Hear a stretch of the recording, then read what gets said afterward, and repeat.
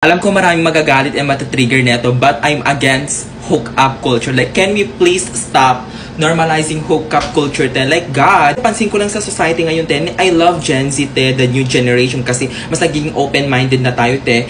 Pero sa sobrang pagka-normalize natin ng hookup culture, te, hindi na natin alam kung ano talaga yung definition ng real love. Can we please go back, te, dun sa form of love na genuine, na pure? You know what I mean? Marami pa ako nakikita sa mga comments, te, na it's just one night stand, it's just hex. Like, what the? If hindi ka spiritual, te, please scroll up this video. Kasi, te, baka hindi ka lang aware na when you hook up, te, you are exchanging energies. And by energies, te, yung mga trauma ng ibang tao, te, nare-receive mo yon, a-absorb ang energy mo ng katawan mo when you hook up. And especially, te, if hindi mo masyado kilala, te, like parang nakilala mo lang sa G-app, then G na G ka na, te, agad-agad without any assessment, like what's happening? And I know, te, may comment siya na, my body, my rules, yes, te. I'm not against any enjoyment, any fun, te. It doesn't mean, te, na you have freedom is you can abuse your body. Enjoy, pero please, there should be limitation. I'm not against any fun or ano, te, kung ano man yung plano mo sa buhay mo, te, go na yan.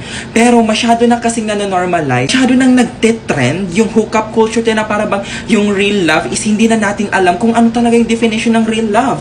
Parang yung hookup culture, te, yun yung form ng real love. Let's spread real, genuine energy of love, te. That type of love, te. Do your shit, do fun, do hookup, te, kahit mapagod ka pa, do hook up, pero please, do not invite someone to do it, or do not normalize it, do not make it as a trend. Hookup culture, te, is not classy. Yung mo pa yan lubos na kakilala, te, tapos like, you are giving them an access, private part of your body. Like, you know what I mean? It's not demure, it's not classy. Like, I know that I can't change you, it's your rules, it's your life, but please, then, let's not normalize hookup culture, please. Let's not normalize it. Stop it now. Instead, let's normalize genuine, truest form of love.